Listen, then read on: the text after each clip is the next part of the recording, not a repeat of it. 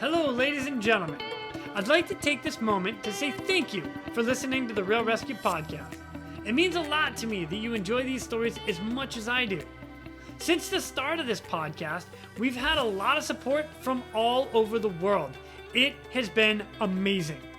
Now, we have companies joining our team that also want to say thank you for all that you are doing out there standing the watch. These companies are offering discounts on their products as a way to support the rescue community and those tuning into the Real ResQ podcast. Just go to therealresq.com, click on sponsors, and see these incredible offers for yourself. This episode of the Real ResQ podcast is brought to you by Breeze Eastern, the world's only dedicated helicopter hoist and winch provider. Axness, because when lives are at stake and conditions are challenging, clear communication is of the utmost importance. SR3 Rescue Concepts, because you don't know what you don't know. And Airwave, the Airwave Performance Mouthpiece, helping you to use breathing to your advantage. Breeze Eastern, they dedicate themselves to our helicopter rescue world. Since the very first helicopter rescue in November of 1945, Breeze Eastern has designed and manufactured superior rescue hoist solutions. While much of the technology and the unique mission requirements have changed over the past 75 years, their commitment to the rescuers, the operators, and those being rescued has not. Contact them today by visiting them at breeze-eastern.com. The Axness PNG wireless ICS system can bring cutting-edge wireless intercommunication system technology to any aircraft. The PNG system can be fully integrated into an existing ICS system or can be carried on and off as a mobile base station. They can go anywhere at any time on any aircraft. Plus, with the strongest and most robust waterproofed handheld in the market, this system can take a hit and keep working. Their wireless intercom systems are designed to enhance situational awareness through improved communication capability. This system brings superior noise canceling technology to eliminate rotor wash and engine noise from your ICS. The Axness PNG wireless system is currently deployed in more than 1,800 public safety, air ambulance, and search and rescue aircrafts worldwide. I have personally used the Axness system in 4 different countries and on 5 different airframes. It is awesome. If you want more information, contact them today at axness.com. That's AXNES.com. You just make sure you tell them Quinny sent me. SR3 Rescue Concepts is a training company that can help your helicopter training. They train daytime, nighttime, aerial firefighting, hoist, long line, fast rope, rappel, and more. They can assist your program with standardization and safety checks or just an FAA annual refresher. With the certified flight instructor pilots and experienced crew, they are ready to help your agency keep up to date with current techniques, rules, regulations, and equipment. Plus, right now, SR3 is offering 10% off anything in their web store with the promo code, all capital letters, Real ResQ, REALRESQ. Plus, they are offering another 10% from their partners Petzl and their equipment. All you got to do is send an email to info@sr3rescueconcepts.com, mention this podcast, and they'll take care of the rest. And Airwave. What if I told you that you could train harder for longer and recover faster just by wearing a mouthpiece? I know, I questioned it too. Then I gave it a try. The Airwave Performance Mouthpiece is a breakthrough in performance technology that is scientifically proven with over 15 years of peer-reviewed, published research at the Citadel to open your airway by 25% for improved breathing, resulting in a 20% decrease in respiratory rate, an increase in muscular endurance, and 50% reduction in cortisol levels post-workout. Now, what does this mean to me? Well, now I'm able to train harder, recover faster, and be even more prepared for when that SAR alarm goes off. You don't need to take my word for it. Try it yourself and see how you can use your breathing to your advantage. Go to airwave.com or visit them on Instagram @airwave to learn more about it. Then, when you're ready to give it a try, Because you heard about it here at the Real ResQ, you get 10% off with the promotion code Real ResQ, RealResQ. Coming up next, we've got a guy from Ireland joining us. And what he's doing now is he ended up going to the UK, London specifically, and worked with the Royal National Lifeboat Institution. So the RNLI. And he's got some stories that come right out of the Thames River in London. So please welcome Mr. Steve Doherty. My name is Jason Quinn. I am United States Coast Guard Rescue Swimmer number 500. These are my rescues and rescues from those of us that put our lives on the line every day so others may live. This is the Real ResQ Podcast.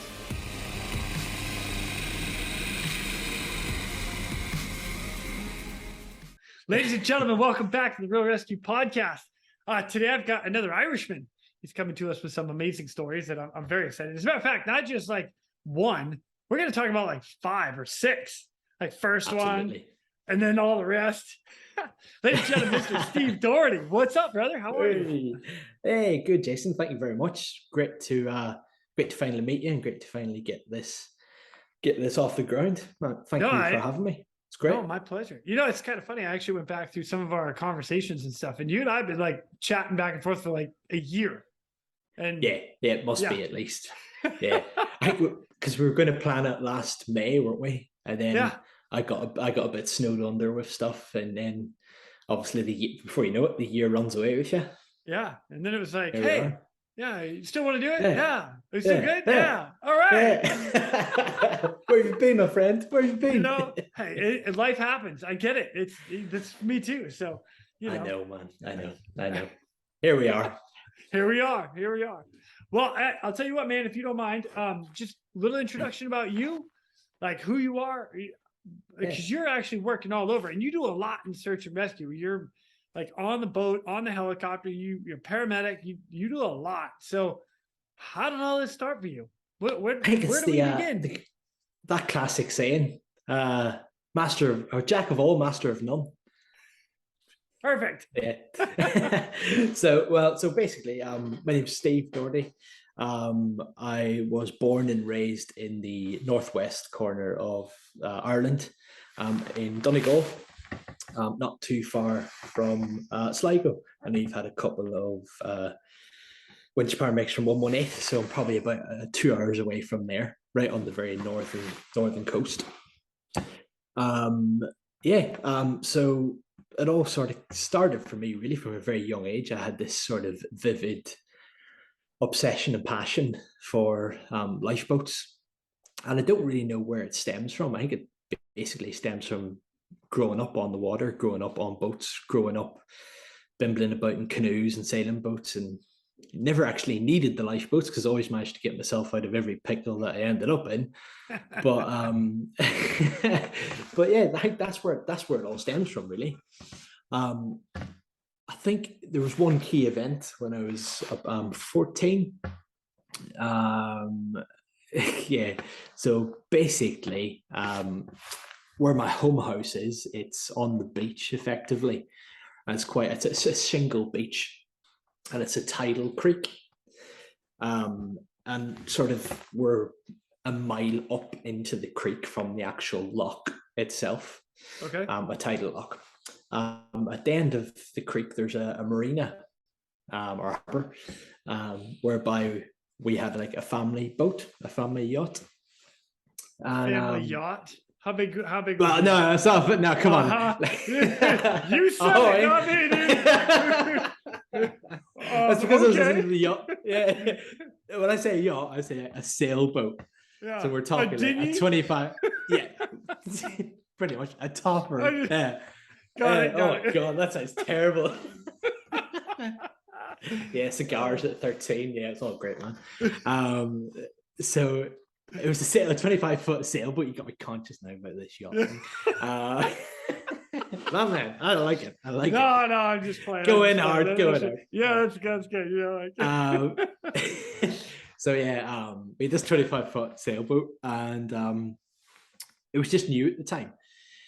And my cousins, this is a very long-winded story. So basically, my cousins came down from a part of Ireland, from Dublin, to visit, and they were 8 and 6, I recall at the time. And it wouldn't be uncommon for me to walk across the beach to the marina just to go and maybe wash or boat or do whatever. But this one particular day, I took my cousins across to show them the boat just because we could and we were allowed to. So off we trotted. So went over, had a look. On the way back, obviously, having grown up in that area, I had quite good sort of tidal knowledge, I had quite good topography knowledge, and you like don't go there because that's quicksand, glar, sandbank there, just your general sort of awareness. And I remember walking back with my cousins, and I could see this guy out on a sandbar. I was like, we're at that. It's a flood tide. This is going to be entertaining. And I had my cousins with me, who obviously were kids at the time, and I was just a teenager. And he started to he got to the end of the sandbar, realized, oh no, tide's come in. He sort of went 90 degrees to where he was walking, and he just walked straight into glar, quicksand, and got stuck. And he got stuck probably immediately up to his sort of mid-femurs. At this point, I was like, okay, we need to get this guy some help. So I was acutely aware, obviously, I'm not going to put myself in that danger. I'm certainly not going to risk the safety of my cousins. But at 14, I was like, you fairly quickly go into a state of frazzle. Yeah. And I remember I had a mobile phone at the time. It was one of the old Nokias, like that had the signal of like, I don't know, a balloon. And so that's I tried when you hold up in like different angles. Wait, if I go a little higher, if I twist it just a little bit, I'll get that one bar. Stick it on your head for 30 seconds and get more signal. Yeah. So look, I went to call the emergency services, 999, no phone signal, nothing. I was like, okay. So at this point, I knew we were on spring tides. So it was going to be, I knew we were roughly probably about 20, 30 minutes to play with before he's probably most likely going to drown. He ain't getting out, put it that way, without assistance. Yeah. So that was pretty cool. So I said to my cousins, I was like, look, stay here, don't move. I'm going to have to run and get some help. So I knew exactly where we were. And obviously, you know your neighbors and you know your surroundings. So I thought, right, what I'll do initially is run up sort of the bank onto the main road and try and get some phone signal. Lo and behold, still no phone signal. So I thought, right, I'm half a mile from the local marina, and I knew over there all the guys that are working on the boats and the boat yards, and they would be very easily, they would all pile in because they love a bit of drama. So I was like, right, cool. So I got to the road. Everybody loves a bit of drama. Of course they do.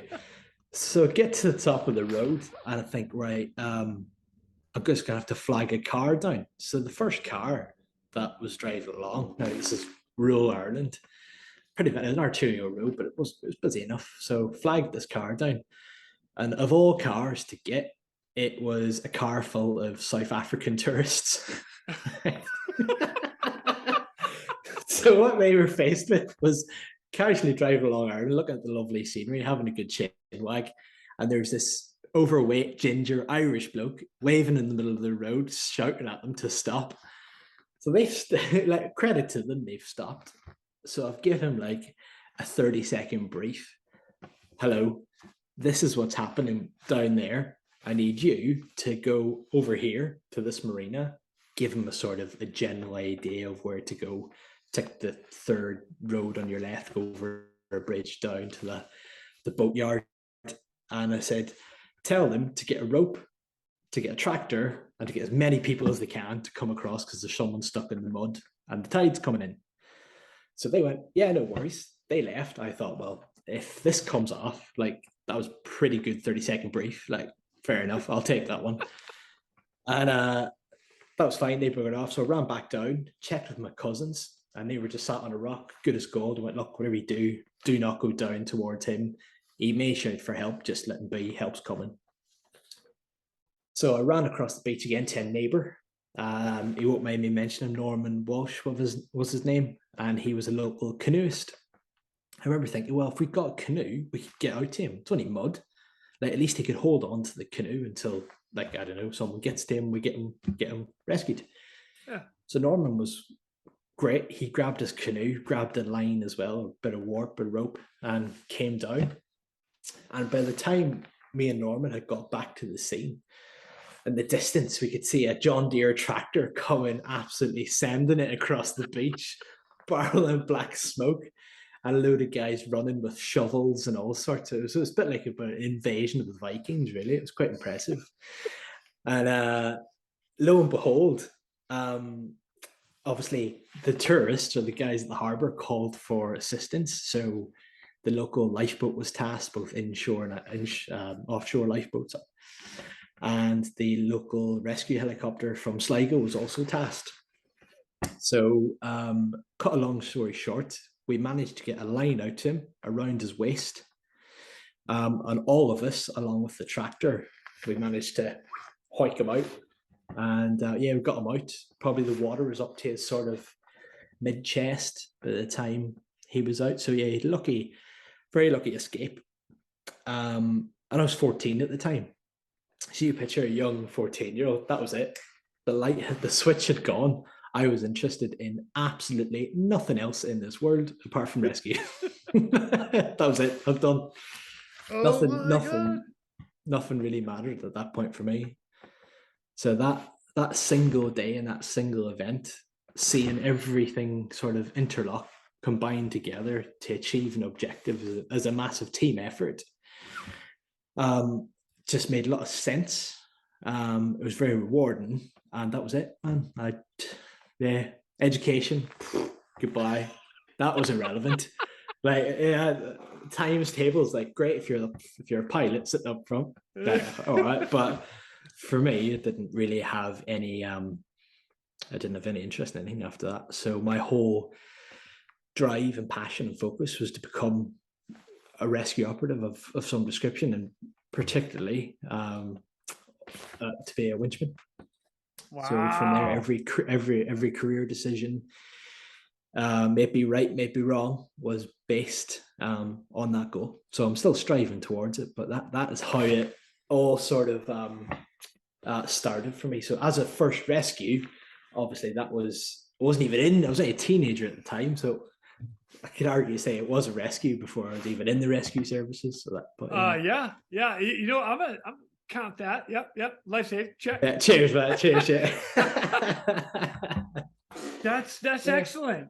Like, yeah, good fun. Yeah. What a way to get started, though. Like, you're like, oh man, I like this. I want to do this again.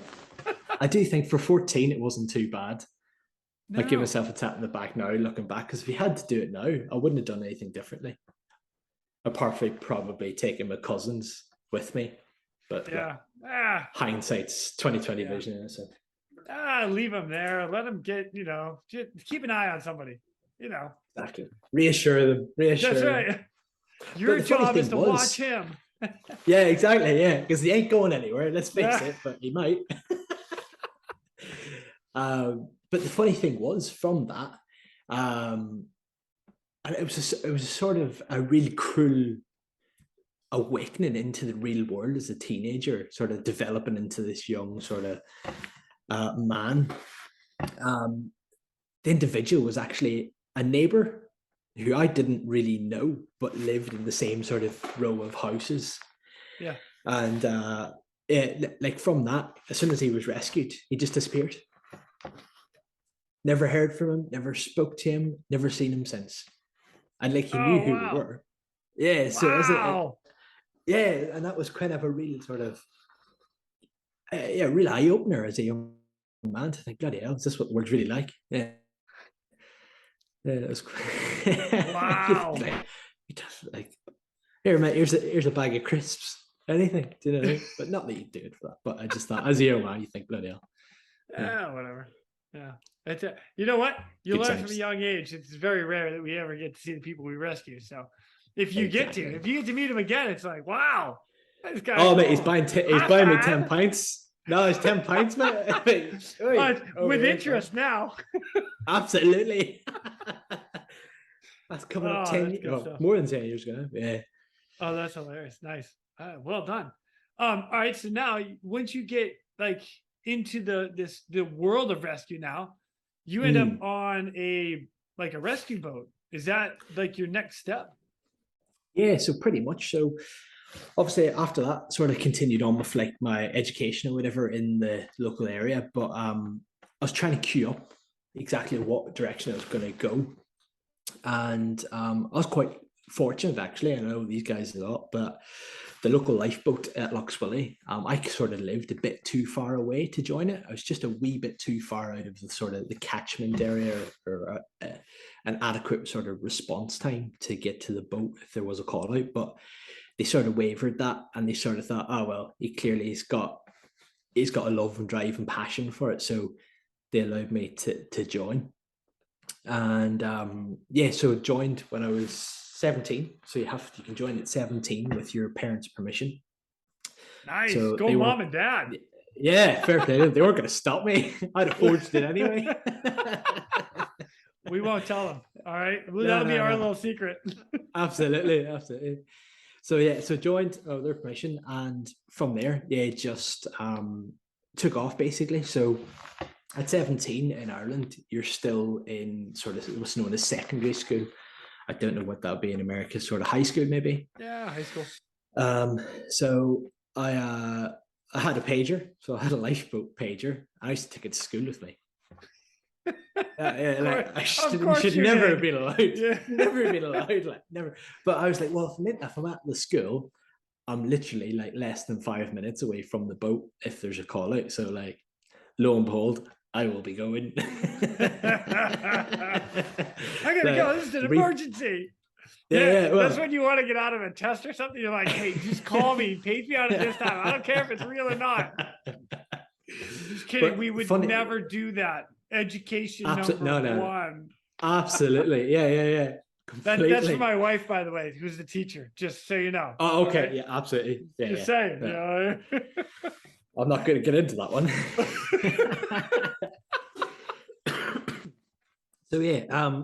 I was 17, had the pager, and lo and behold, my first actual call out with that boat and with the service, as in the Royal National Lifeboat, it's just Tower RNLI, was I was at school, and lo and behold, the pager activated, and ciao adios, I'm out of here. I can't remember what class I was in, but I remember the whole room looking at me thinking, what is going on here?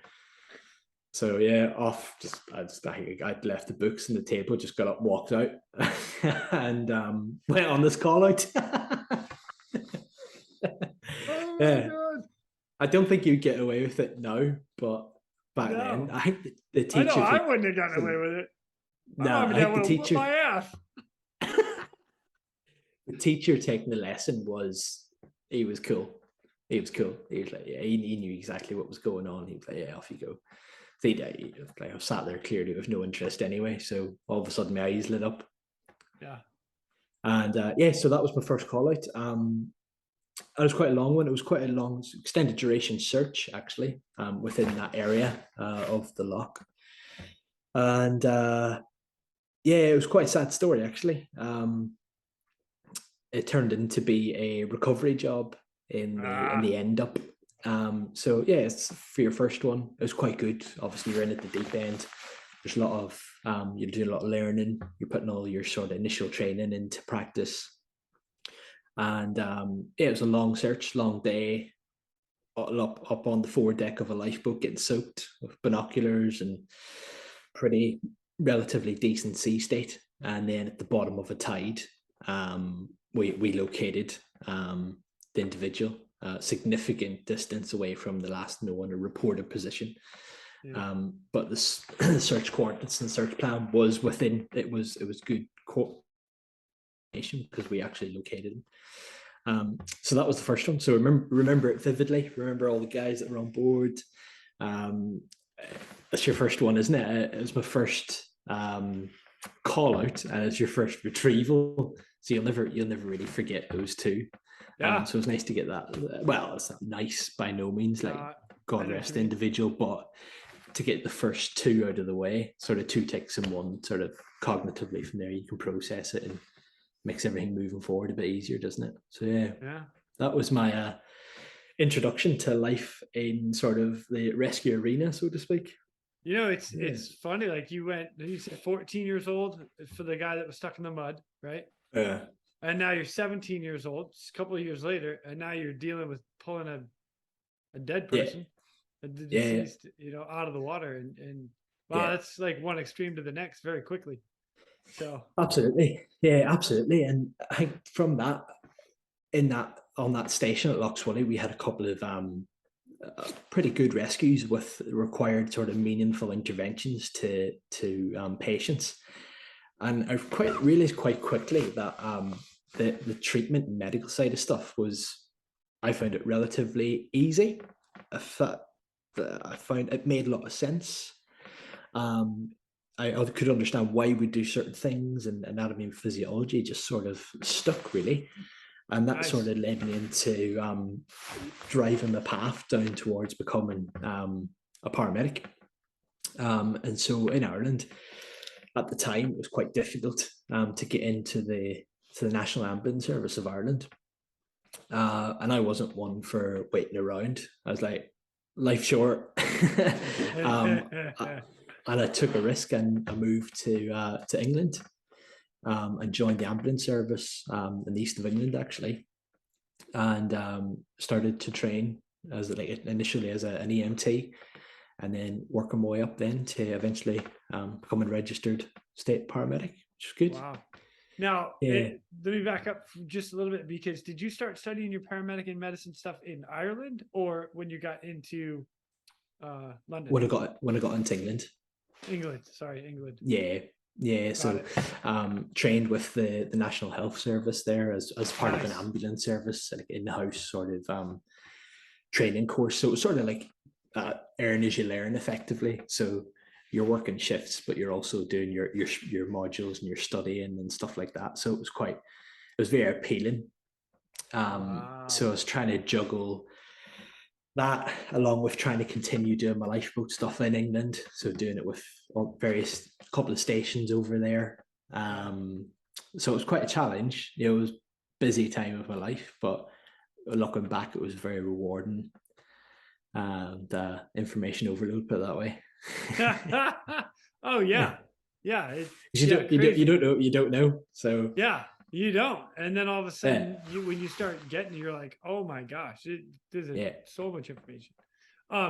Actually, while you were in London, this is kind of why you and I connected, because you have some interesting. You got on the lifeboat there while you were in London as well, right? Yeah.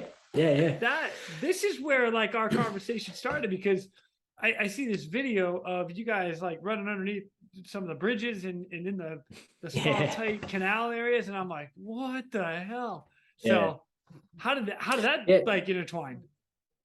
So honestly, so the Thames in London is, I cannot describe it. It's absolute carnage. It is absolute mayhem. So I'll give you a bit of background into the station. So I'm stationed at Tower Lifeboat Station in central London. And we're based bang slap in the middle of London by Waterloo Bridge in the district of Westminster.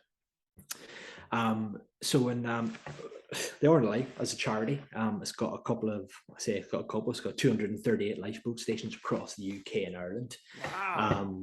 With 450 lifeboats, may that be inshore lifeboats or offshore all-weather lifeboats, as we're known as. And it's got 6,000 operational seagoing volunteers from all different walks of life, just like we spoke about myself in school. They activate via pager, they come, they crew the boats, they go to sea, conduct rescues, come home. So it's quite an impressive charity, and it works in conjunction with His Majesty's Coast Guard, works in conjunction with Irish Coast Guard in Ireland, so they've also got rescue boats, the aircraft, so it interlinks as quite a key asset for both UK and Ireland. But in London itself, we've got 4 stations on the River Thames. So the Thames is tidal. Not many people know that. It's got a 7-meter tidal range. And the 4 stations. 7-meter tidal range? Yeah. Yeah, so it's Wow. got a 7 meter tidal range. So you can picture the volume of water running up and down that river. It Oh runs it yeah. How, depending any on idea spring how many tides. knots it's going? So it's very difficult. So if you're on springs or neaps, it varies obviously, but then it Yeah. also depends on the flow rate of the river because it's a river. So if you've Yeah. had significant rainfall, that flow rate's increased. So the maximum I ever seen it was round about 5.5, 6 knots, Wow. and that was pretty impressive to see that volume of water moving through central London. And it affects significantly the performance of the rescue asset on the day that that significant flow rate was pumping through. So the reason to come about was because in 1989, in August, there was a passenger boat called the Marchioness.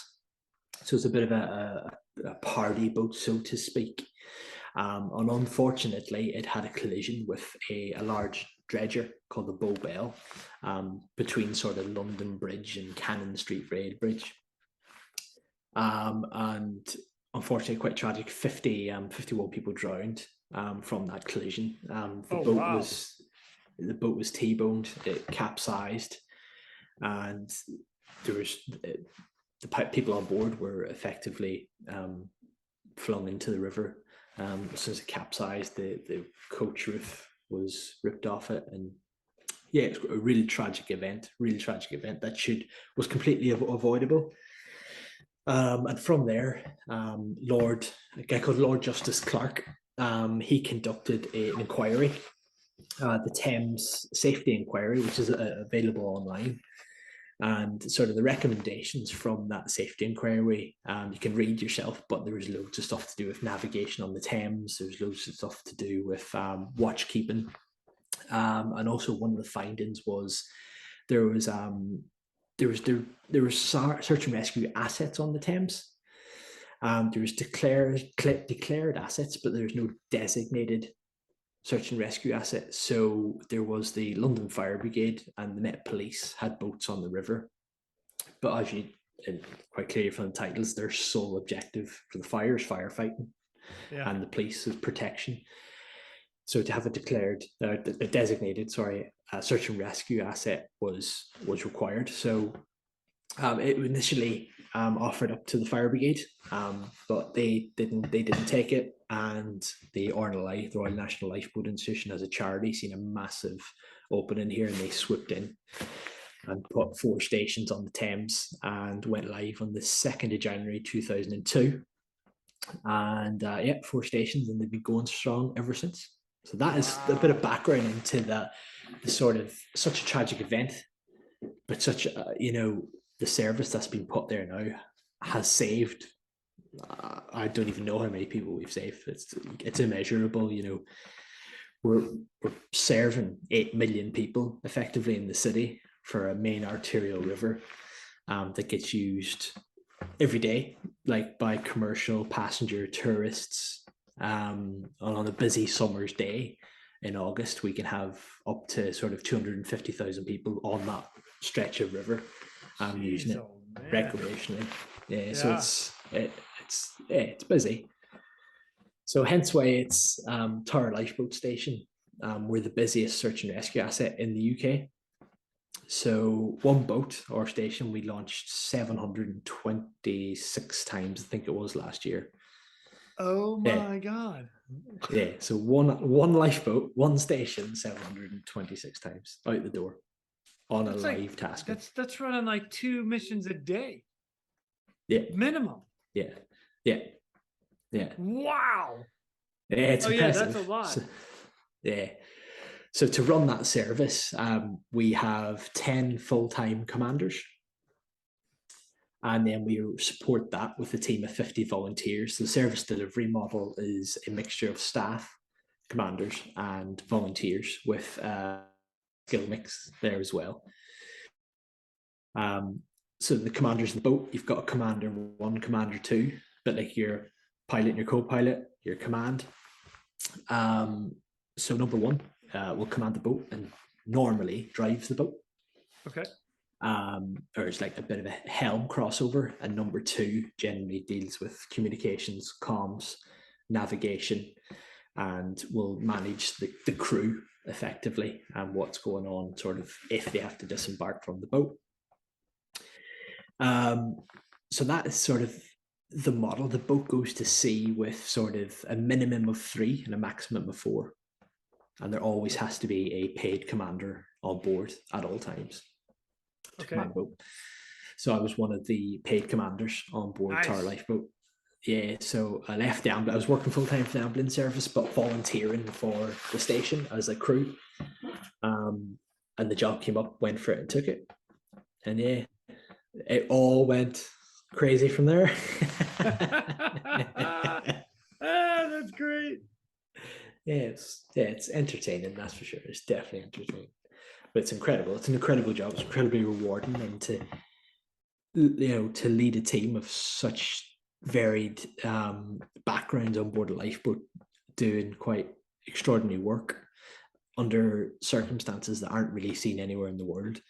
It's it's really good. And we'll go get into some of the stories now, and hopefully you'll try and give you and the listeners a better understanding of the sort of pressures and life on the Thames, really. Well, I'll tell you what, my friend, the floor is yours, and you can roll it.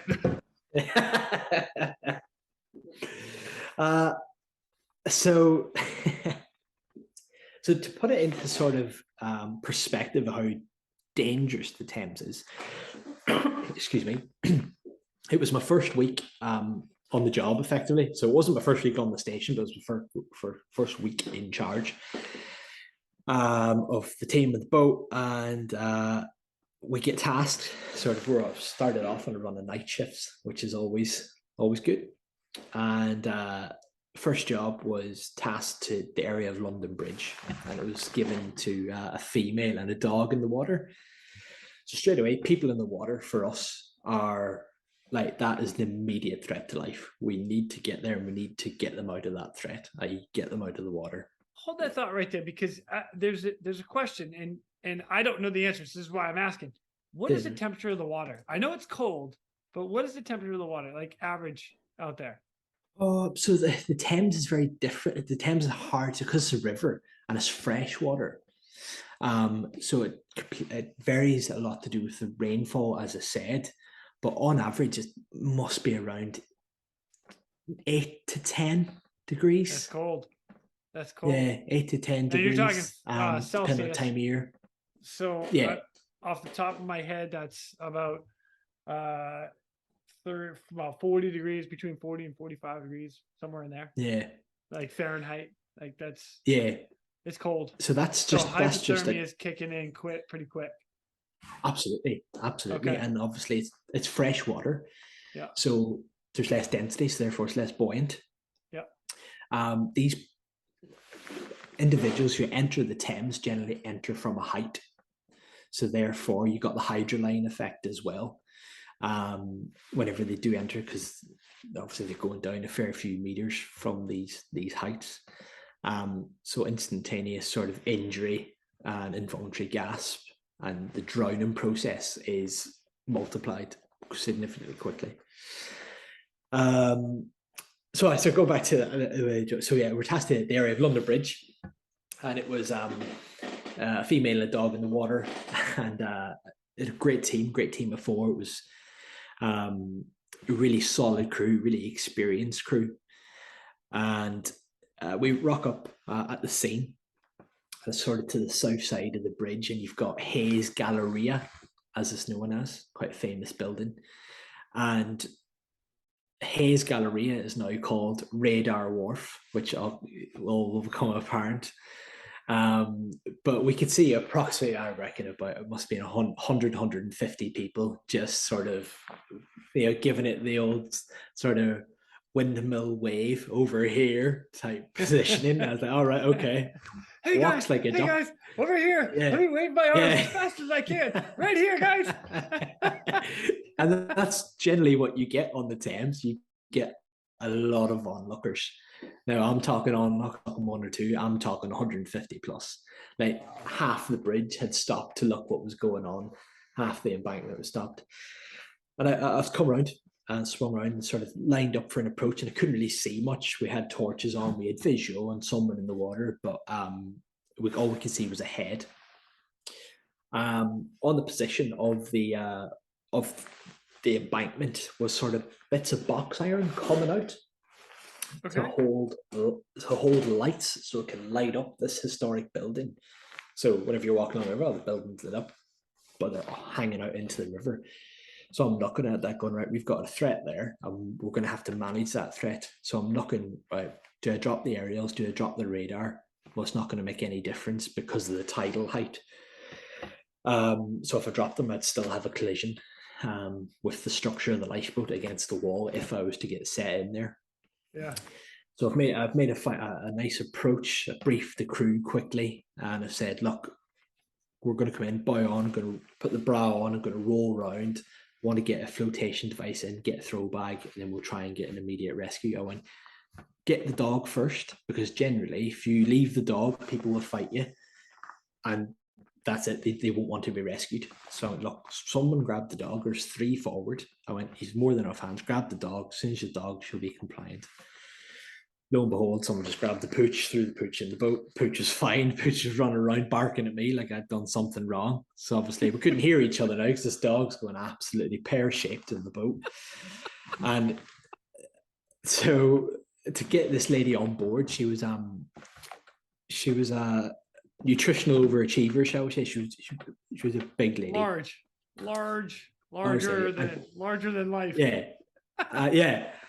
And to rescue her from the boat, obviously from the water, to get her up over the freeboard was going to be a significant lift for the guys.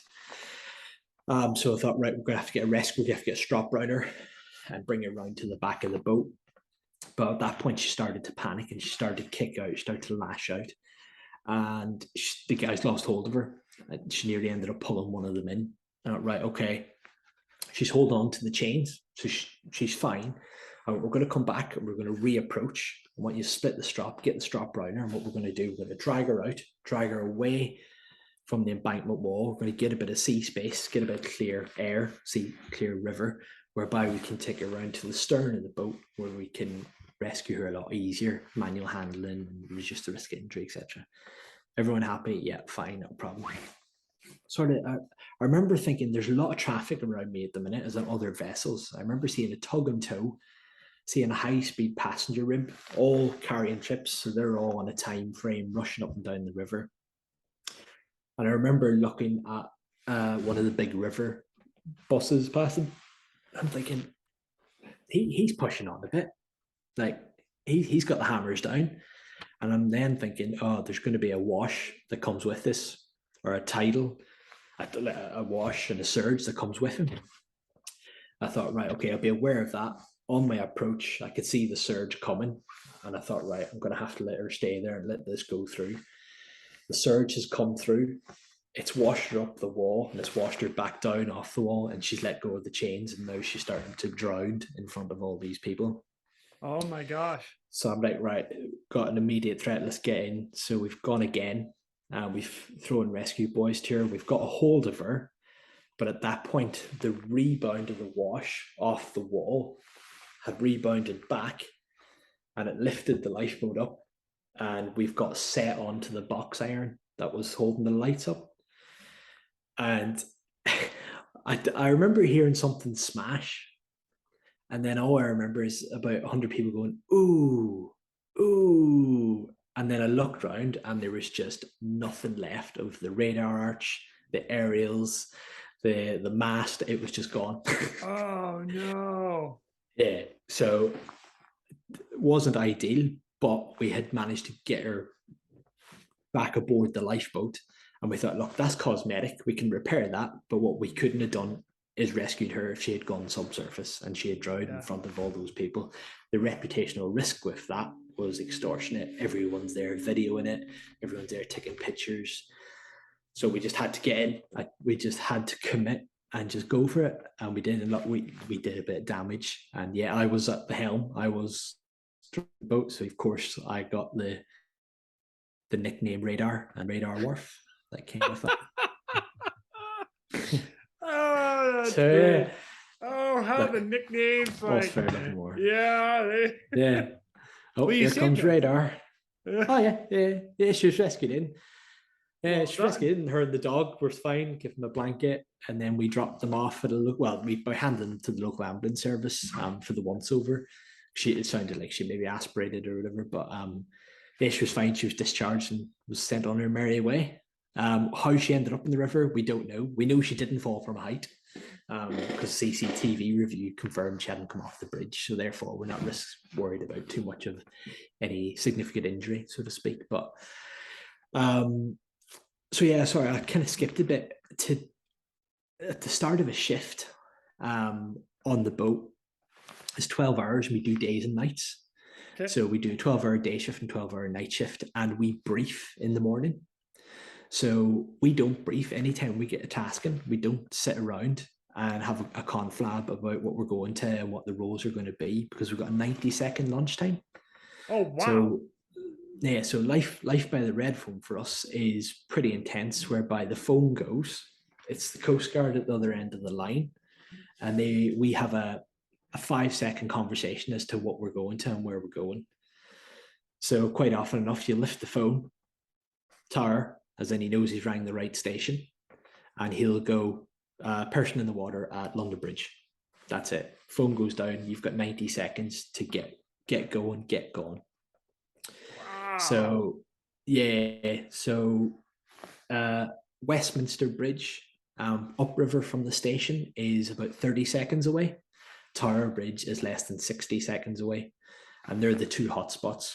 So if you think about it, to brief a crew, to navigate safely down the river, to get the boat fired up, to get all the comm systems up and running, to update the Coast Guard that you've launched, to get sit reps incoming, to brief your crew in that period is pretty intense and it's pretty hard, and it's nigh on impossible. So the start of a shift briefing is key, so everyone knows their roles, their responsibilities, and the intensity of the jobs are just like, it's bang, bang, bang. You launch, you could be there in 10 seconds, and you're doing a snatch rescue.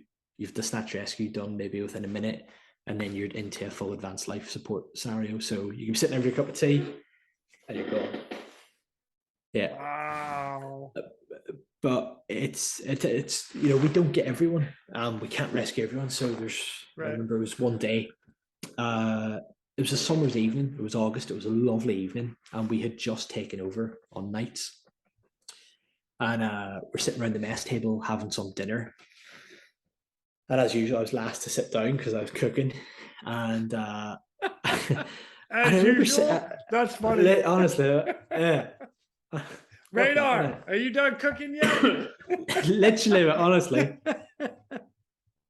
And I remember putting my food down on the table, and I always sit looking out the window because it's something engraved into me. If I'm looking out the window, I'm maintaining a watch and I can see what's happening around me. And I looked across the river to the south bank, which is 250 meters away, and I could see someone in the river. I'm like, it passes them binos, and I've got the binos, and I went, let's go, there's someone in. But we didn't know if they're in the water swimming, having a laugh. No idea. Absolutely no idea. Anyway, we scrambled and we shot across. So from the minute, I noticed him in the river to getting there, we're talking 40 seconds. We were about 4 meters away. Disappeared. Gone. Wow. Gone. I mean, gone. Now, I seen him. I had visual with him the whole way across, transiting across the river. And when we got there, we're 4 minutes. He just disappeared. And we never seen him since. Oh, wow. So that is the sort of intensity that was within sight of the station. We witnessed, well, we didn't witness him going in, but we witnessed him very close to the point of entry. And within 60 seconds, he had drowned. So we don't know the background story behind that. Which wasn't hardly even a job because we weren't tasked. We just self-allocated to go and get this guy from the river. And then that obviously ended up into a multi-agency search, which we searched for about nylon sort of 3 hours. Obviously it was a falling tide, so we thought, right, search conditions are good. You know, maybe laid in the force in, but yeah, never to this day hasn't been found. Holy So that's the sort cow. of, they say it's very cliche. They say that every second counts, and I don't agree with that. I don't like that saying, because I think it leads to a lot of errors. It leads to a lot of accidents. It increases risk to everyone around you. But I can honestly say every second does count when you're operating within that Tidal Thames section. It's intense. I don't know of anywhere else that has like a 90-second response time to get underway or anything. And I can't. So disclaimer, I was not on a small boat unit in the Coast Guard. I've never been responded on a boat in the Coast Guard or anything like that. My life has been helicopters for over 20 years. So for us, we're looking at like 15 minutes or 30 minutes at night. And that is if everything goes according to plan when you start up, or you don't need fuel or whatever. So there's always contingencies to that, but it's like, hey, let's get to the aircraft. Let's get fired up in that timeline. 90 seconds to get underway. And then you're at location less than a minute later. Wow. And like Jason, we're talking, this is London. So we're on scene to everything. We're on scene to terrorist related incidents. We're on scene to firearms incidents. We've been sent to stabbings. We've gone barreling into all sorts. Now, everything's been triaged effectively. It's been triaged as in by the Coast Guard to say, if this is safe for a search and rescue asset to go to, but whenever we arrive, it's a completely different story. That's not as given. That's kind of common across the board, you know? That's in everybody's world across the world. Hey, this is the brief. Yeah, you show up. This day, not exactly accurate. What's the brief? Turn it on its head. That's what we're going to. Okay. I got an idea as to what we're going to. To be honest, I'm sort of one of these where, unless it's a person in the water, take everything, especially in London, slow it down a lot. So if it's not a confirmed person in, take your time, because it could be a terrorist related incident. We could be going straight into the hot zone of a major incident. We don't even know it, and we're putting the boat and all the crew at an extreme risk. So therefore, we've got two settings. We've got rescue setting, and then we've got response setting. Effectively, there's no point. There really is no point. If there's no immediate threat to life, if I'm not gone in 90 seconds, I'm not worried. There's no immediate threat. Let's just take our time. Let's just have a quick brief before we go. But if it's a confirmed person in, it's all hands to the pump. Go.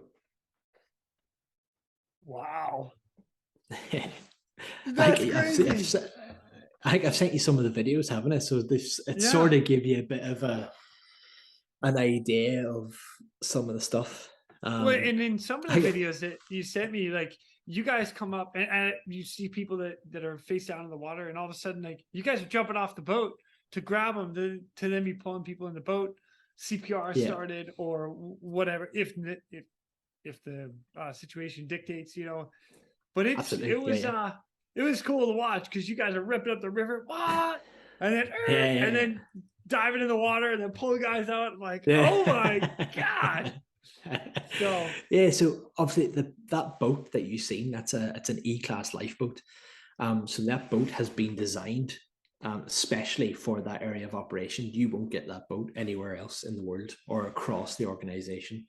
So it's built for speed, it's built for maneuverability, it's built for air draft, to get in under wharfs, to get in under piers, and it's built to have mass casualty, and it's built to treat unconscious patients.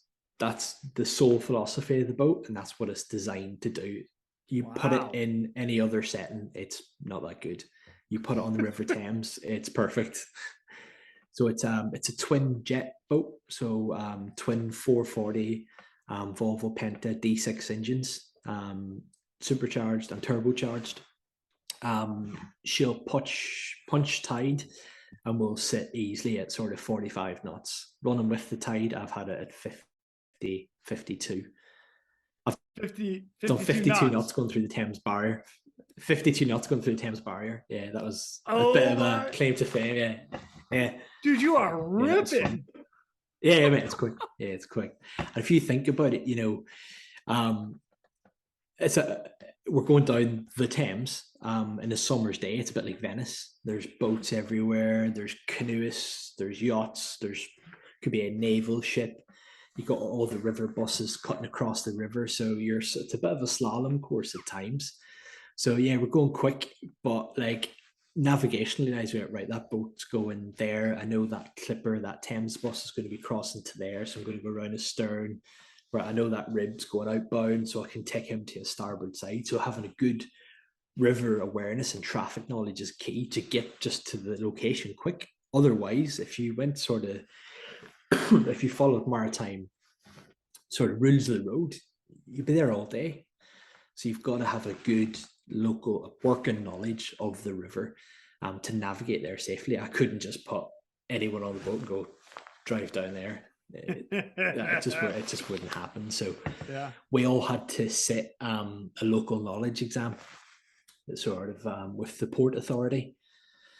So do you like the London black cabbies do a knowledge of London? Do you know that? Oh, So they sit there and they sit there, they study all the roads and all the locations. Yeah. So they have to Yeah. know. Okay, so you guys do the same thing on the water. But for the river. Yeah. Wow. Cool. Yeah.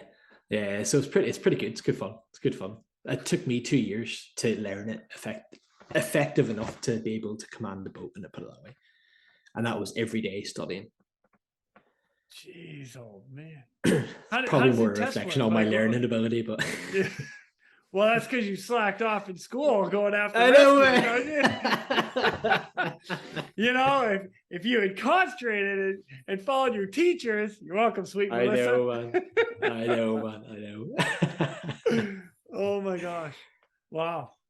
So how does that work though? I mean, are you in school learning about all the navigation stuff, or that's just they hand you a couple maps, they hand you a couple so charts and stuff. So we basically, you have to do, I think it's 58 days logged on the river. Okay. Right, 58 days signed off by the harbour master. So he has seen you on the river on a boat, learning that stretch of river. Okay. And then that makes you eligible to go and sit the exam. But if you did 58 days and sat the exam, you probably wouldn't even get through the front door. They would just be like, no chance.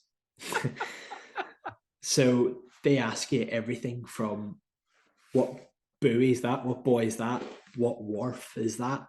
For all my American friends, that's buoy. Okay. Buoy, yeah, buoy, right. Yeah. You guys, Ireland, Scotland, boy. Yeah, it's a boy. Boy. No, it's not a boy. It's a buoy. Absolutely. I did throw in buoy just before it. No, it's all right. Your Irish came out. That's it. Yeah. Boy. Oh, that's funny. So so they ask you everything. So how many bridges? What arch? How many arches is there? What's the air draft of the arch at certain times of the tide? What vessels would be operating in this area? What's the crossing movements? What's the name of the vessel? How many wharfs there is in the south side? What's the risks? What's the shoals? Honestly, it's really difficult, but really rewarding once you pass it. Really rewarding.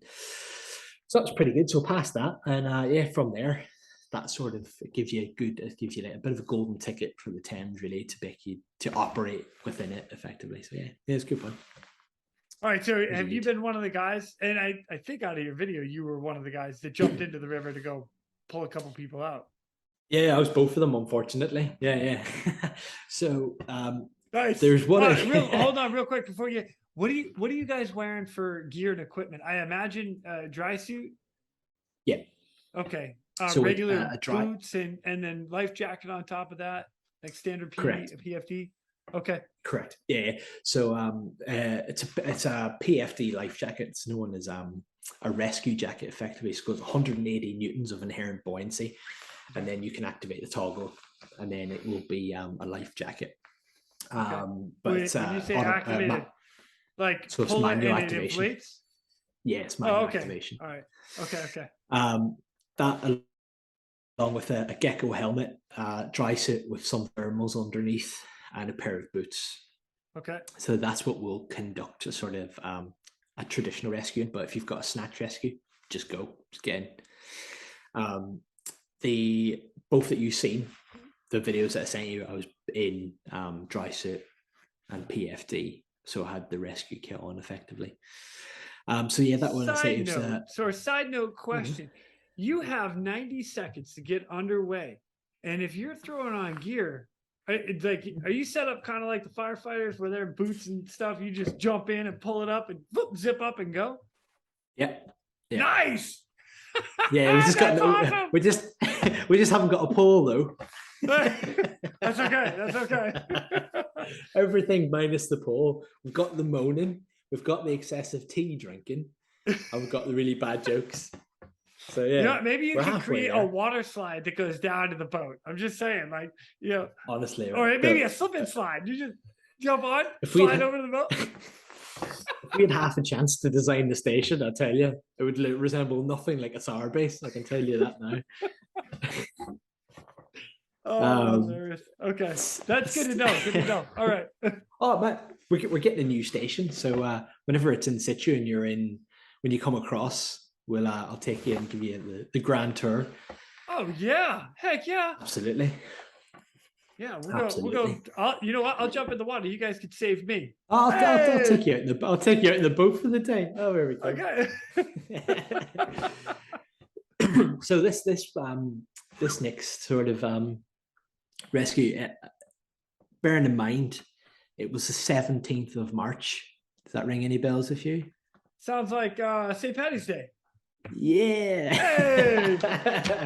So we were on a night shift on the 16th into the 17th, and we were finishing at sort of 7 a.m. on St. Patrick's morning. So obviously the night before we were out doing a bit of training, doing a bit of pacing with other boats and stuff like that, and I, lo and behold, found a party boat that was sponsored by Guinness. So I was like, yep, hello, how are we doing? We'll be doing an exercise with you. Thank you very much. So we've paced alongside, and everyone's like, oh, look, there's a lifeboat, and that's all very cool and whatever. I'm like, give me free gear. Like, what you got? So they're like throwing rugby balls at us and throwing hats and stuff. So I'm like, magpie. I'm like, yes, have all that stuff, all that. And there you go. But we managed to get me a Guinness. Oh, I didn't want, honestly. We could have got away with it. I'm on duty. I'm not duty. No drinking and boat driving. They do the non-alcoholic now, so if that was on the go at the time, we would have been all over that. But so we got these hats. Don't be bullshitting everybody out there. You're so bullshit. No comments. Oh, that's great. So we got a couple of hats, and I was like, "This is great. We are keeping these hats." I was like, "Let's dress the boat up for Patrick's Day." So the day crew coming on, they can have a bit of a laugh and a joke. Oh, look, the Irishman's dressed up the lifeboat in London for Paddy's Day. Of course he has. So I've got these like leprechaun hats off this boat, and I've yanked them on every jockey seat that I could see, and we had them over the top of our helmets, just having a bit of a giggle with it, really. So that was fine. Anyway, we went back to station and bunked down for the night, and lo and behold, not a whistle, not a single bleep on the radio, not a single bell on the phone. That's great. Until sort of 6 a.m. I remember vividly the red phone going in the crew room, and we sleep in the crew room, so the commander sleeps beside the red phone. So they literally just rolls over, lifts the phone, takes the phone call. And I always remember the phone, the call, and he went, "I'm not sure what I'm sending you to," and that's always a good start. "But I'm sending you to the area of Woolwich." I was like, "Okay, Woolwich, got that." "Just start making your way towards Woolwich." And I went, "Fine," put the phone down. So started get the crew up, and again 90 seconds we had to be gone by, and we were launched pretty much on time. And everyone's like, "What are we going to, Steve?" So it was a lovely flat calm morning on there. I've never seen the river so still. Sun was starting to rise. It was quite low lying mist. It was beautiful, and we were just cruising down through the bridges. It was just absolutely lovely. And going to the area of Woolwich, we don't know any more details at the minute. Everyone's like, "All right, fine." And the next thing then, the radio sparks to life, and we could hear one of the Harbour Authority boats call up for an immediate. So we're like, "Oh, we've got something here. What's going on?" He went, "Yeah, we've located someone in the water. Unfortunately, they're inaccessible to us. They're underneath a pier, and he's trapped." We were like, "Oh, right, okay." So everyone copied, "Yeah, fine, right." Let's start devising a plan. We knew where the pier was. It was underneath the ferry terminal. And the ferry lays alongside the pier, so at one end of the pier. And we were punching tide, so it was a flood tide. So, right, guys, immediate threat is if he's underneath the pier and it's a flood tide, if we lose him, he's going to go underneath that ferry. And it's ripping in on springs. So it was pretty time critical here. We need to get here and get this individual out. So we thought, right, if he's inaccessible by boat, someone's going to have to get wet. So we did a bit of a conflab. Who wants to go? No one wants to go. I said, I'll happily go. So that's fine. So en route to the job, start getting rigged up. So we weren't in the dry suits at the time. We were just in the sort of salopets jacket and a life jacket. And if I know I'm getting wet, I'm getting in a dry suit at least, and I want to get a PFD on, because you can't conduct a rescue swim. You can't do anything in a life jacket. So get to the job. And there was a problem with the zip in the life jacket. So we booked up at sea, and the police boat was there, and the harbour boat was indicating and under the pier. I thought, oh, he's sort of 3 meters inaccessible into the wharf, and there was piles across, and there was quite an unknown subsurface environment. Didn't know what we were going into. But he was clinging on to the pole, and he was quite clearly exhausted. Absolutely exhausted. So he's 3 meters underneath a pier, like holding on to the pylon that's holding the pier up. Yeah, correct. Yeah. Wow. Okay. And he's not, you can quite clearly see he's not making any attempt to self-rescue. He's not making any attempt to swim. He looks fatigued, and he's just swim failure. He's already had swim failure, and he's just hanging on for dear life, effectively. And the tide is absolutely honking through. It's honking through at this point about 4.5 knots. And I remember booking up at sea, thinking, there he is. I'm happy. I can see him. I can't get this life jacket done up. I couldn't get it done. I couldn't get the buckle done because basically one of the parts of the equipment failed effectively. So Matt, who was helming the boat, put the boat into a position just in front of where he was effectively, underneath the pier, and we sort of rammed the boat in between 2 piles just to basically wedge the boat so we didn't have to drive anymore. Yeah. And we said, keep it Jenny, real quick. You keep that in gear, right? So you're absolutely when you get the front of the boat into the pylons, you drive it forward, so you're putting pressure into it to keep the boat stable in one area. Exactly. Okay. So the tide can't sweep the stern. Yeah. So the boat is nice. So we now effectively got a stable platform to work off. And this happened, it sounds, I'm explaining it quite long duration, but this happened in a matter of 6-7 seconds. It wasn't very long between booking up to getting the boats wedged in. Jenny, one of the crew members, getting a throw bag to throw at the man to see if he would take it. And as I've kind of come round to Matt, who's just stopped driving the boat, has got a wedge on, Matt, can you buckle my life jacket up? And he buckled it up, and I heard in the background, he's gone under. And I'm thinking, oh no. So I've looked around and he's gone. And at that point, I've just, right, let's go. So I've made a safe entry. And I remember looking, thinking, right, if he's just gone in the last sort of 3 seconds, he's going to have drifted approximately maybe 2-3 meters in this direction, away from the pile towards the ferry that's berthed alongside that he's now about to get swept under. So I remember going in, and I jumped in without a helmet, without my crouch straps done up, and without having burnt my suit. I thought I just had to get in. So real quick, by burping a dry suit. For those that don't know, if you've got a rubber seal or whatnot, you actually have to pull the seal away from your neck or your wrist in order to let the excess air out. Because you enter and you turn into like a little balloon. It goes whoop. Yeah. Because all the air goes from the legs up into the chest. So you burp it by pulling the seal away from the neck to release any air that's on the inside. Okay, sorry. Just want to help everybody out. Great description. I like that. I'm going to use that one. And went in, and I just remember vividly thinking, right, he's gone, got nothing to lose, just bury my arm below the surface and see how far I can reach and see if I've got him. And lo and behold, hit the jackpot. I got a hold of the male underneath the surface. And I remember thinking, I've got him. What did I do now? Because I remember thinking, I'm rolling now onto my back because I've got the air in the suit starting to basically hinder the rescue. And I think I got his hair. It was either hair or the back of his collar. And I remember just giving it as hard as I could to just give him a sort of pull towards the surface. And it just slipped out of my hands. And I'm thinking, I've lost him. And I've gone for a second time, and he's just popped up. I thought, right, he was relatively conscious. So just at that point, I didn't care. I was like, you are going nowhere, my son. And I just sort of locked him in a bit of a headlock. And just, I remember looking, thinking, I'm now getting swept away from the boat, and I'm now heading towards that ferry. I don't like this. How are we going to get out of this? I remember looking for the throw bag that Jenny had thrown, and it was gone. It was heading towards the ferry. It was halfway there already. I remember thinking, right, for these guys to take the boat out, to reposition down and play goalkeeper to us is going to be nigh on impossible. It's going to take a serious amount of like teamwork, communication that we haven't got. Because I've got no comm system. I've got absolutely nothing on me. And if we head towards the ferry, we're both going under it, and we'll both probably drown. Or at least I'm going to have to either sacrifice him or sacrifice myself. Something's going to happen.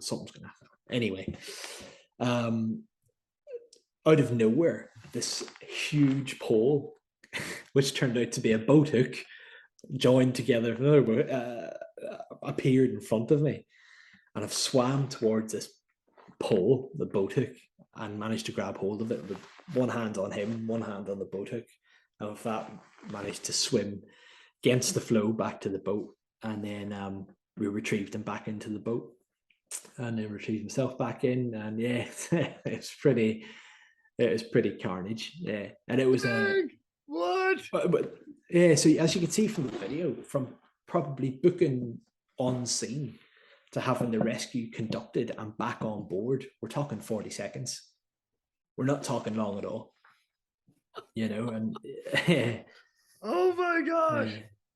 It was good fun, but it was great. Like, it was a massive team effort. Like, everything, all the ducks came into a line.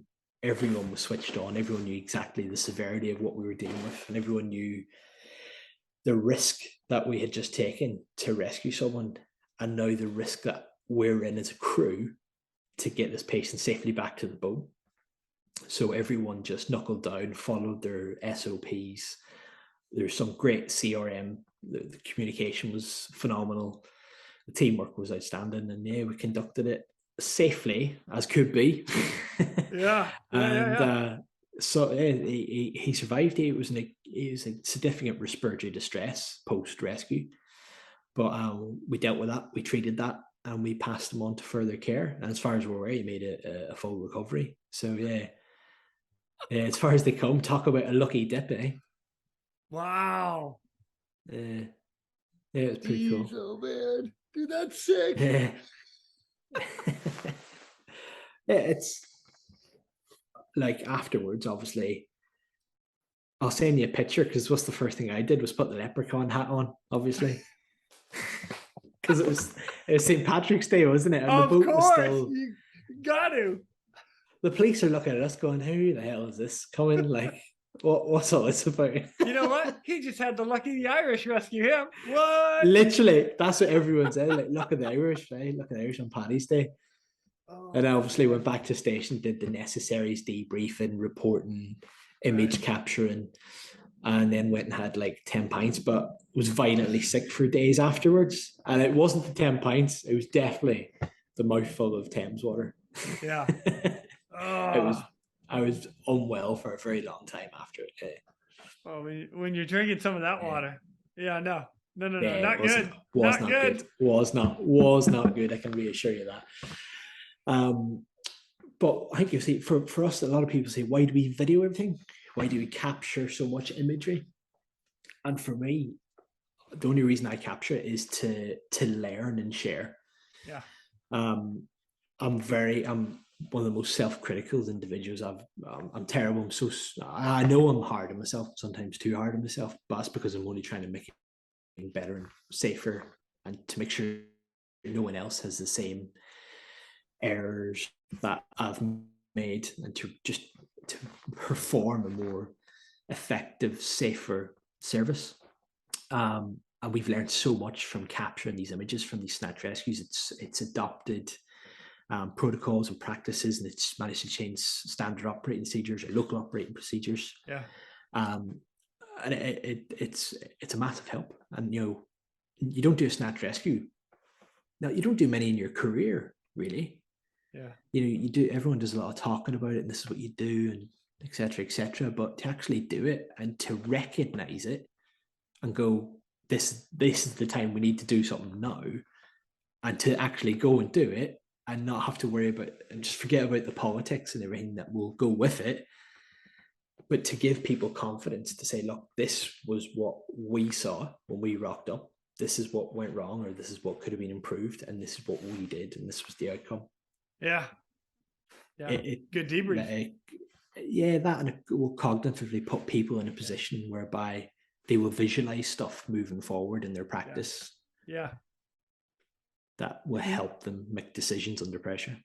Very much so. And actually, so, there's a lot of people, it's a great discussion as far as going back and forth about, getting video, recording stuff. I personally am for it. And I'm for it for the same reason you are. I like to criticize myself, and I'm not at this stage in the game, and I've been doing this for 20 years. If I make a mistake, I want to know about it, and I still make mistakes, like a communication mistake, or, a conning mistake. I'm human. At the same time, I want to be able to, if I make the mistake here, this is where I made a mistake. You can avoid doing this by doing this, and this. So absolutely, I'm for it. I know a lot of people are against it. They're like, I don't want any of my stuff being videoed. I don't want, but there's a difference between, and one of the guys that came on here said, there's a difference between that sucks and you suck. Like, don't put the you suck in there. Do the that sucked. How do we make it better? Completely. So, I completely agree. That's a great analogy. Really good analogy. It's not mine. I can't take credit. Take it. Just take the credit, man. Take the guy away. I know posts are that there's a couple of rescues that I'll go and talk about now, but these I sat there and presented them to the crew. So to the 10 staff members and to the 50 crew, I sat there and went, I made errors. These were the errors. Please take something from this. And some people sat there and went, what were you thinking? And I was like, I don't know. But look, that's why we're sat here now and we're talking about it. Yeah. And that's really key. Really key. Yeah. So wow, man. So that was the famous Woolwich St. Patrick's Day look at the Irish rescue. Yeah. I love it, man. I love it. So I remember there's soon after that, actually, there's because obviously the RNLI is a charity, so it's a non-profit organization. All the money that we that the kind donators and supporters that give the charity, it goes into the service delivery and the running of the organization. They do a lot of, obviously, operational rescues, but we've got a massive water safety campaign and drowning prevention strategies, etc.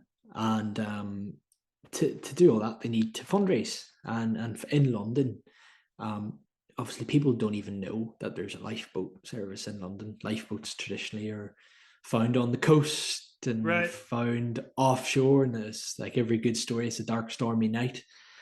But these stories rarely start. It was a busy Saturday night in London's Soho. The lifeboat's going to be busy. It doesn't really go like that, does it? It doesn't sound quite No, the not same. usually. It doesn't sound nearly as good. It's like, No. all right. Until you're in the middle of it, you're going, oh my God. So in London, they do what's known as London Lifeboat Day. And it's a day whereby everyone goes out and they shake buckets, or they collect money for the lifeboats in London at various tube stations or outside, St. Paul's Cathedral, all the famous landmarks, to raise awareness, gather money. Great day, really good day. And like everyone who goes out and helps support us is just phenomenal. The service could not be done without them. And there's one day, it was London Lifeboat Day, and we were on duty.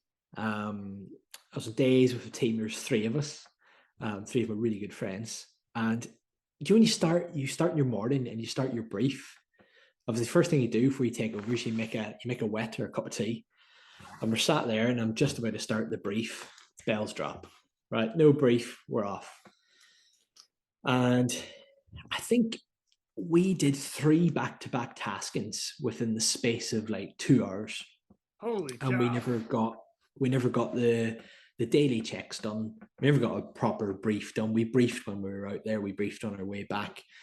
More importantly, we never had any scran, and we never had any food down our necks, so we were absolutely starving. And it was it's a day that I'll never ever forget, for all the right and for some of the most wrong reasons ever. But it turned out in total that day we did 13 taskings in the day shift, so it worked out to just over a tasking every hour. And because it was London Lifeboat Day, we had loads of media attention on the Thames itself. We had media attention on the station. We had TV crews wanting to video us, interview us, etc. And a bit of a puppet and strings, jump up and down and do all this sort of stuff for us. But we were so operationally maxed out before 10 o'clock in the morning. We were like, we don't want anyone near us. Like, we just need to be left alone to maintain our own safety effectively. And, it's that Swiss cheese effect, isn't it? All the slices that up and it leads to an incident or an error. So we were quite acutely aware of that, and we needed to manage that as best we could on the day. And we got back and we had about a half an hour, managed to get some scoffing, and sat there, and the phone goes, and I'll always remember it. The Coast Guard on the day was a guy called Dave. And we know the Coast Guard controllers, the maritime operations officers, as they're called. We know them quite well. We socialise with them. We're friends with these guys. And exactly like, I think I was listening to Sid Grant's podcast recently, and he said, the tone in someone's voice that he spoke about with air traffic control. Right. I had that from Dave, and I don't know what it was. He just went, Tower Bridge, person in. That's all he said. And you never get Tower Bridge, person in. It'd be Tower Bridge, person in the water. Person in. He's trying to cut his comm short. He's maxed out. He's under P. So we had changed from a red phone to a speaker phone at the time, and everyone heard it. And Dave, the other commander, was on, looked at me and went, something's not right here. And I went, something's definitely not right. But anyway, we were gone. It was a slip. It's so wild. Hold on. It's so wild because the little different, it's all of a sudden not standard, and it throws something off, and you're like, exactly that simple of, instead of person in the water, person in. Red flag. What? Exactly. But for me, I'm like, that we need to be acutely aware that we better not get maxed out here. We need to control our bandwidth. We need to control our emotions, but we need to get there quickly at the same time. And I remember it was perfect. The launch was honestly so slick. I remember there was a camera crew videoing us, and it wasn't because they were videoing us. It's just, I remember getting on, firing up the 2 engines, start 1 good, start 2 good, in gear, revs coming on, pressures are building. By that point, I looked around, all the lines were gone. It was absolutely brilliant.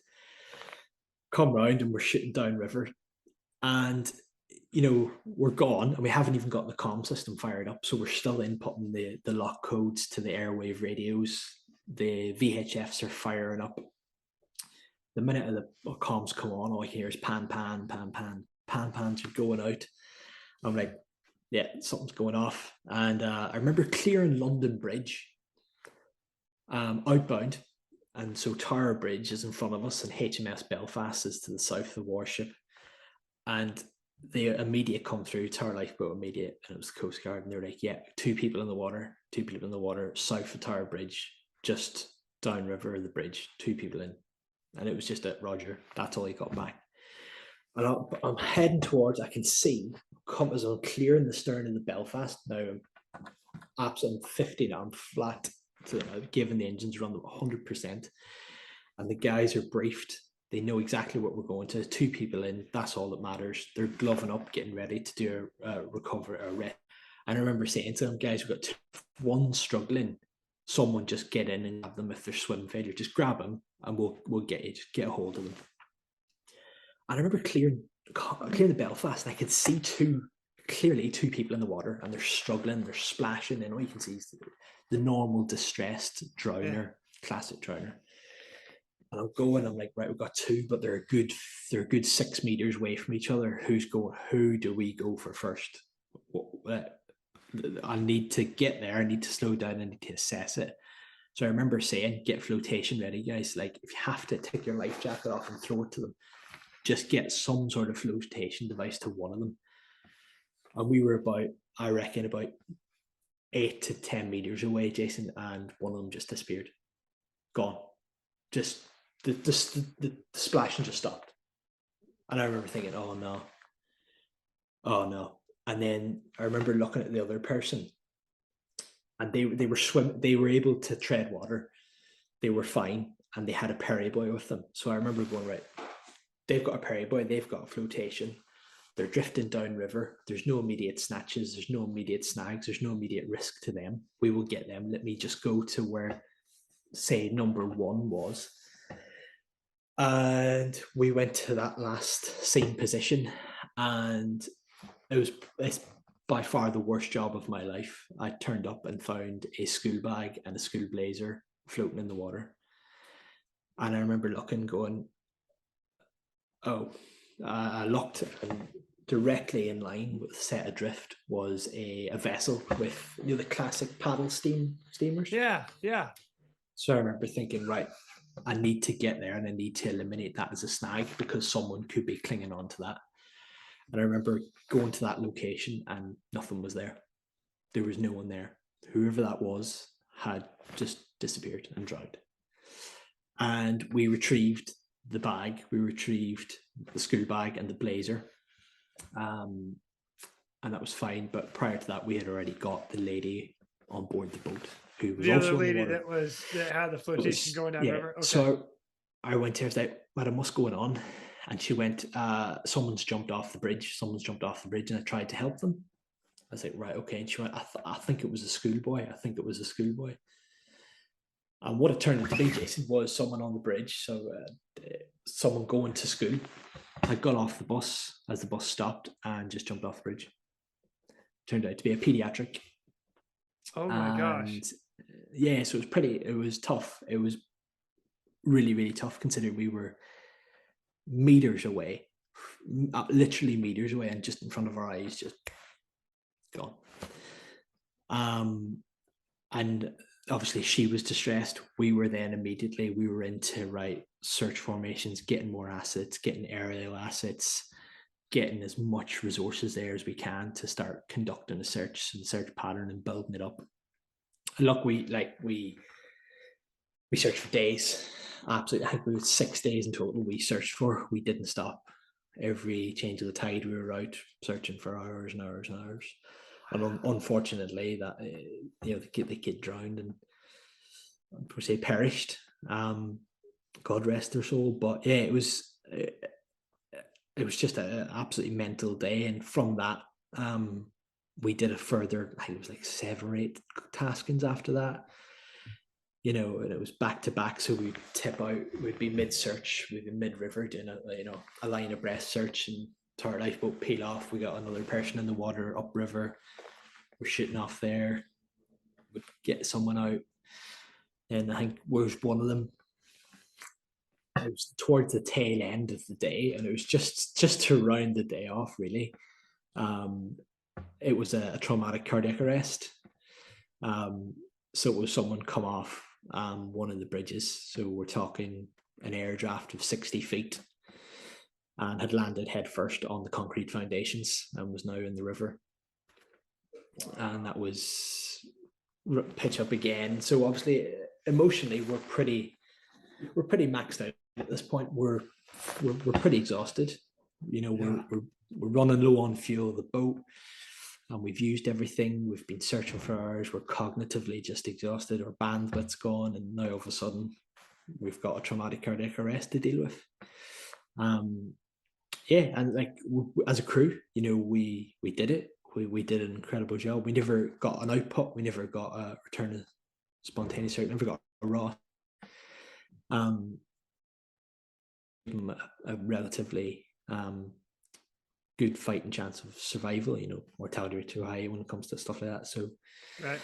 Yeah, and that was London Lifeboat Day. It was 13 taskings, so that just gives you sort of it's not a standard day. 13 tasking in and one that day. Included the pediatric, and that included the traumatic cardiac arrest, the number of searches, a couple of medivacs off boats. Like one of them was maybe an anaphylaxis of a tourist. Yeah, like if you sat down and wrote a book, people would be like, it's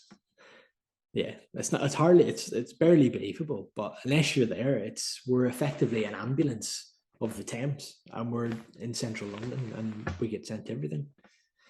Wow. So that was one of the days I kind of will always vividly remember, and I learned learning from that some of the lessons that I've taken for, you know, regards mental health within our own crew, you know, well-being whilst on these taskings, and you know the improvements that we could have did to CRM on the day, and the searches that were done, and the added unnecessary stress factors that were presented to us that we could have eliminated and dealt with a bit better. And you know, I took at least 3 months to debrief myself from that single day to sit down, write down the learning that I took personally, and I could share to the crew, share to the guys, see what they thought, see how they felt.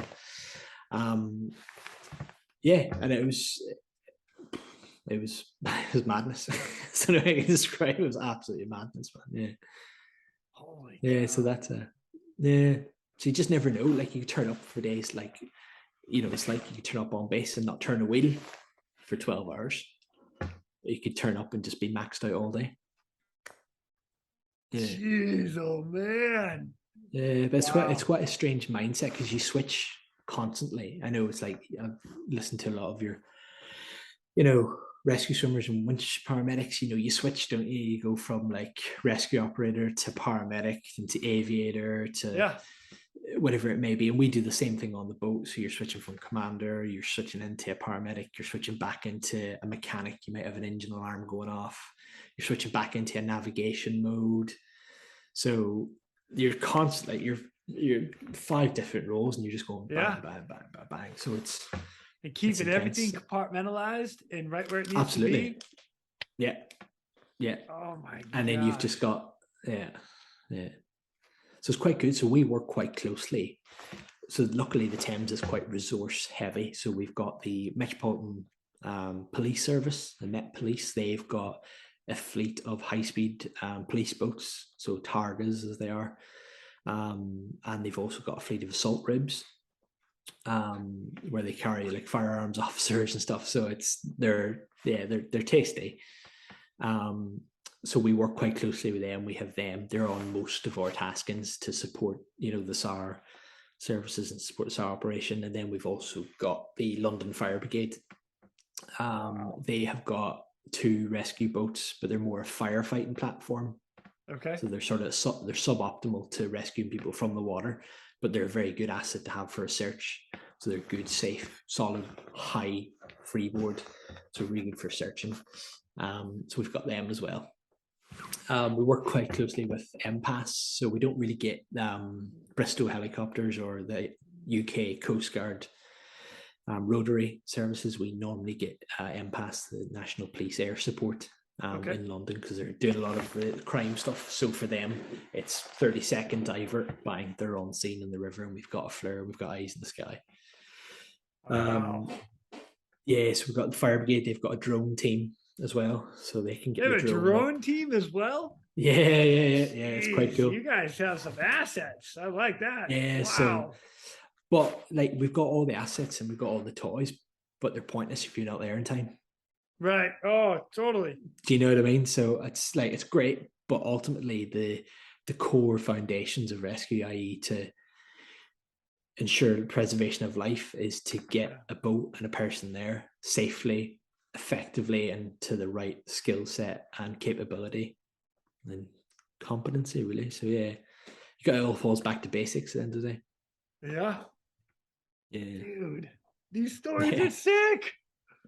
I don't know about that, but yeah, so that was cool. And then we had, I think I sent you the one of Embankment Pier. I think again, so. Yeah, again, this was, I'm going to have to mention her name, and she won't mind me mentioning her name. Her name's Hannah Liptrot. She was on board that day, and what she did was like, it was unreal. It was absolutely unreal. I'll get into it now, but like this job had a completely different outcome if she wasn't there. So we, me and the other gentleman were sat in the office, sitting on the computer as you do. I think I was doing like a return of service or whatever. And we, on the station, we maintain a listening watch on channel 14, so channel 14, and that's the vessel traffic services. So for that section of river that we operate between Barking Creek and Putney, you got all the boats, so you got passing agreements, they're all chit-chatting away, you go in there, come on away here, and it's quite, it does not stop. When I mean it doesn't stop, it just doesn't stop. It's all the time, every day. Yeah. And then every 15 minutes you get a river broadcast. So that's fine. But you know, you're subconscious listening to it, aren't you? So you could be having a conversation like we are now, and the radio's going in the background, but you're listening to it, but you're not listening to it. So you're just subconsciously, it's just sitting there. And I remember hearing a vessel call up with a distinct higher pitched tone. And to this day, I don't know what he said, but it was enough for our ears, me and the other guy, to perk up and listen. And we heard person in the water, and we heard embankment. And we went, well, that's there. We can see it from the window. Scramble alarm, let's go. Everyone go. So the Coast Guard wasn't even aware. They hadn't even tasked us, and we just started running to this location. Obviously, when we launched, etc., we informed them, look, this is what's going on. They're like, yeah, we heard it. Good launch, good listening watch, update me what you need. Fine, not a problem. He starts tipping out other assets, police, etc. And we've got one of the passenger ribs, so a high-speed rib that does tours up and down the river, and he's just pointing sort of towards the North Shore. And I'm trying to hail him on the radio, and I'm like, yeah, if you've got more information, what's the last known position? Is he still on the surface? And he wasn't responding to the radio. And then there's loads of people on the embankment pointing sort of towards the end of the pier and the wall, the embankment wall where people would walk along, Victoria Embankment. And the pier, it's round about sort of 8 feet. It's not a big distance at all. They're sort of pointing down there. So right, we presume he's gone unconscious, or he's still floating and he's gone down inside the pier. Sort of whenever you enter, so it was to put it in perspective, you've got the pier, you've got the embankment, and it's a flood tide. Right next to each other, right? Like pier and embankment right next to each other. Okay. Yeah, and you've got a gangway that comes down. Okay. And then you've got about a 4 or 5 knot spring tide flowing in. So we have to go in bow first and stern to tide. So to maneuver the boat in there is extremely tricky. Yeah. And the more because it's a jet boat, we obviously suck water and we expel water through the jets. So we aerate the water. So therefore it's aerated, so there's less performance of the boat as well. So to maneuver the boat's quite tricky. It also becomes less buoyant for people that may be in the water.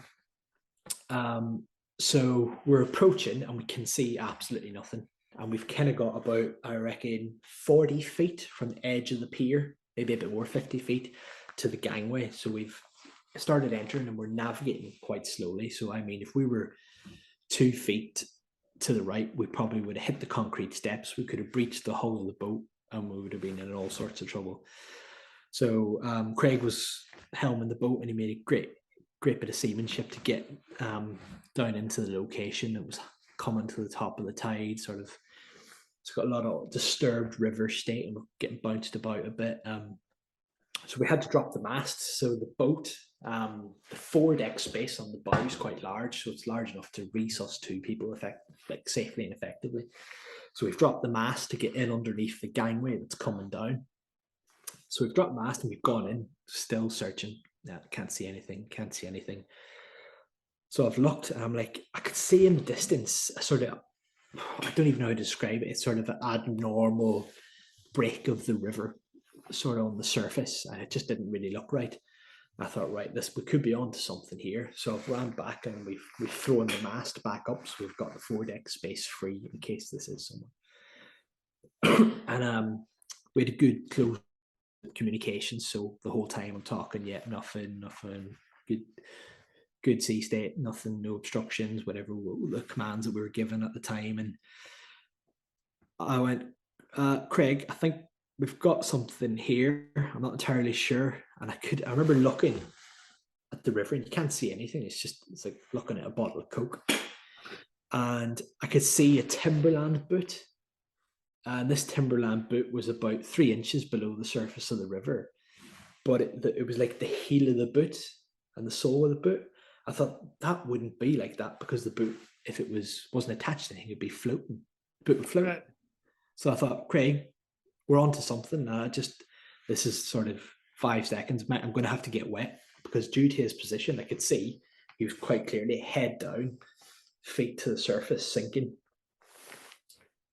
And as I've got in, lo and behold, got the boot, just put my arm down, followed his leg, caught his t-shirt, and pulled him up. And at this point, we kind of had, so I thought, right, I've got him up, I've got him to the surface, I've got one hand on the boat. The boat's now still drifting in this confined space towards a load of power cables going across from the embankment wall to the pier and another brow. So I thought, right, this is going to end up with 2 ways. We're going to have to let this guy go, and I'm going to have to stay with him in the water and try and drift through the power cables, which is suboptimal to say the least, and come out the other side and rescue us on the far side. Or Craig leaves the helm of the boat with Hannah. We try and rescue him into the boat we deal with there. So what we ended up doing was, this was like unbelievable what the guys did. They put the boat, so the embankment wall had a bit of an outcrop. So it was just a bit of a structural art, effectively. Craig managed to put the bow of the boat into this bit of art at 90 degrees. So basically a bit like a V-berth, put the bow in, ran ahead with a load of revs, ran forward with Hannah. And at that point, I've still got the boat. I've now got an embankment wall here, and I've got an unconscious male in the water in my hands. Oh my God. And 3 of us, we've managed to both get him retrieved back into the lifeboat. And I'm in the water at this point. I'm thinking, right, I'm pretty useless because I've now lost my boots. One of my boots have come off due to the flow of the boat, the revs of the engine. So I'm now trying to swim. So I'm now looking like a distressed seal in the water. I look like a right idiot. And there's a guy unconscious in the bow of the boat. And there's loads of people onlooking, loads. So at this point, he's retrieved into the bow of the boat, and the distance between the boat and the wall is now closing. So the boat's now getting set with a tide, and I'm now about to get trapped between the boat and the wall. And I'm thinking, this is not good. And I remember saying to Craig, I'd still have the helmet comm on. I could see the distance starting to close, and he could see what was happening. And Hannah, bless her, unreal. Like, this guy was 120 kg plus. He's a big bloke. Oh my goodness. And she stood over him, resussing him on her own, and she did not stop. She kept going. And I remember thinking, right, I'm in the water, got my helmet on, but my comms box during the whole thing had popped off my life jacket and was stuck inside the boat. So now I'm tethered by my helmet to the boat, but in the water, thinking this is not going very well at all. There's a guy unconscious getting resuscitated by the boat. The gap's now starting to close. And I'm thinking, right, I could get crushed here. So I thought, right, what's the best thing to do? I thought, right, I can undo my helmet, chuck the helmet off, and dive down and swim underneath the boat and pop out the other side and swim towards the pier where I could see I knew there was a scramble net. I could scramble up the scramble net, get onto the pier, then get back onto the lifeboat. So I thought, that's plan B. Plan A is Craig, get back on the sticks of the boat, maneuver the boat into a different position so I could make my way around to the stern and retrieve myself in. And that's what he did. We just maneuvered the boat back out, and I managed to make my way around to the stern of the boat, get myself back on board. But during all that, I thought, right, I'm going to have to ditch my helmet. But before I ditch the helmet, I may as well send a message to the Coast Guard just to tell them what's going on. So I'm in the water, hanging onto the boat. He's maneuvering the boat. So I was like, I'm pretty useless here, so I may as well send a message because I knew it was on Channel 1, which was the ES3 or the network for the Coast Guard. Yeah, just let you know, we've retrieved one male, CPR in progress. Can we have all units to RV at the lifeboat station or whatever? And they were like, yeah, Roger. Little did he know I was in the water hanging onto the boat about to get crushed. It was quite amusing, but the guy said, "Did you send that message?" I was like, yeah. May as well do something useful. So I got back on board, and I remember that Hannah, she was blowing out. Like the two of them had done really well to get this guy in. Like I could not describe how challenging it was. And but we still had to get back out of where we were. So we put the boat into this position, precarious position, but we had to stern fetch back out. So I went, Hannah, you happy forward? And she was like, yeah. At this point, we had to drop the mast back down. Craig started motoring back towards the pier. But by that point, I remember going back, grabbing the FRB, the response bag with the defib, the oxygen and stuff. Got forward. I got down on my knees. Went to do a head tilt chin lift on this individual, and he just opened his eyes. I remember thinking, yeah. Hello. Yeah, and Hannah was still racing, so I had just this whole fire in the compressions for a second, and he just opened his eyes and didn't know, obviously, had no clue where he was or what was going on. He was just faced with an Irish bloke going, hello, as he was soaking wet on a very noisy, shaky lifeboat. And Hannah, single-handedly resuscitated this bloke. He was brought back into the boat, pulseless, with no work or breathing. As you can see, he was recovered from below the surface, lifeless, and unbelievable job by Hannah on her own, regardless of what was going on. Me in the water, me trying to get back on board. She did not divert from her, just get on the chest and do compression only CPR. And she saved his life. It was incredible. Wow. And he literally, he walked off the lifeboat. We didn't stretch him off. He walked off on his own accord. He walked off. Kind of squeezed his chest a bit. Man, my chest really hurt. I knew he was probably going, oh my God. She's a CrossFitter as well. Yeah. She's a CrossFitter. It's like the CrossFit kiss of life. Oh my gosh. Yeah, and he walked off the boat. Awesome. Yeah. Wow. Yeah, pretty intense. It was an intense job, and it only lasted 5 minutes tops, I reckon. And successful outcome. Yeah, mad. Yeah. Dude, that's awesome. But it's just a credit to the team, and a credit to everyone at that station that volunteers their time. Hannah's a volunteer. She doesn't have to be there. She's given up her own free time to be on that boat and to put herself at risk. And she does it.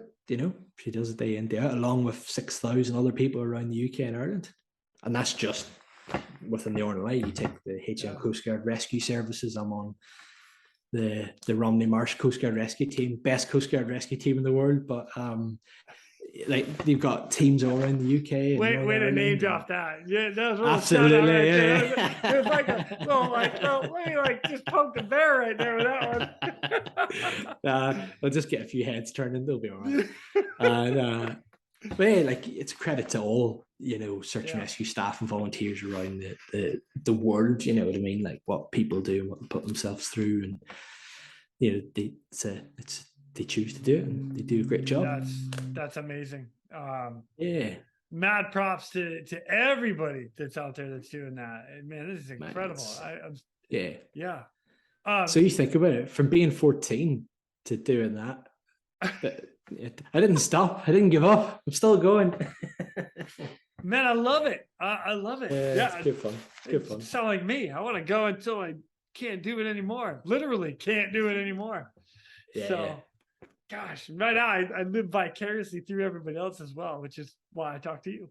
But at the end of the day, when God himself grounds the US Navy, you go out. Yeah. Wow, jumping live in the Guardian. I like that. I need that was good. Oh my gosh.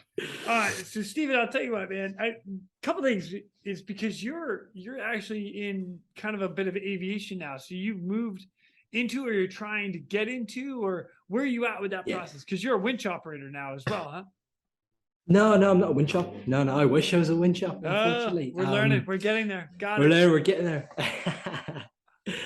No, so obviously when I took the job as a staff commander within the RNLI, so still command there, but I don't get paid for it. So about, must be 2 years ago now, an opportunity came up to fly effectively, to fly within the UK. It's renowned, unless you go down a specialist medical role as in a critical care paramedic, or you dedicate your time to the HEM services and you join the ambulance service full time. That's sort of one avenue in. But you've also got the Rotary Coast Guard service, which is predominantly sort of ex-military. So that's how they get their air crew experience and get flying. So it's sort of a route in. But for me, I hadn't got any of the aviation stuff. So an opportunity came up with a company in the North Sea. Okay. To a bit of a retrieval sort of paramedic role. So going offshore and dealing with patients from oil and gas rigs that are either infectious diseases from COVID, or we're now starting to deal with sort of more acute medical complaints. So that's what I'm doing at the minute. So I do 2 weeks on, 2 weeks off. So I fly on the S92 and good platform. And the 189, or not the 189, sorry, the 139. Yep. So we operate at Aberdeen and at Norwich as well. So in the southeast of England. So yeah, so it's good fun. So I'm still pushing to become a winch paramedic at some point. So I'm not going to give up. So I'll keep turning that screw. So for me, it was the first step into an aviation role. Beautiful. So I took that leap, which was a big leap because it's a contract that I'm working on. It's an unknown sort of finish time, and it's sort of on a month-long basis, etc. But yeah, look, if you got to risk something sometimes, and I still got all my friends in the lifeboat, I still do it. I'll leave here. I was just going to ask that. Are you still doing the lifeboat when you're off? If you yeah. So I've got my finger in many pies. So I do 2 weeks here in Aberdeen, and then when I'm at home, which is a small village in the southeast called Rye, I volunteer from 2 Coast Guard rescue teams. So Romney Marsh Coast Guard Rescue Team and Rye Bay. So we're technical rescue service. So we do cliff rescue, mud, water, search teams on land, beaches.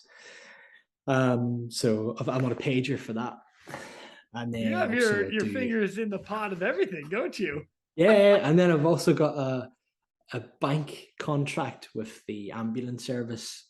So the National Health Service, so the special operations team with them. So when I was full time with the ambulance service, I did some sort of training with them that allows us to operate in different environments, and I managed to keep the skills and competencies going. So not many days off, Jason, not many days off, but I don't know if I want to ask you if you're married yet. Oh my God, don't go down that one.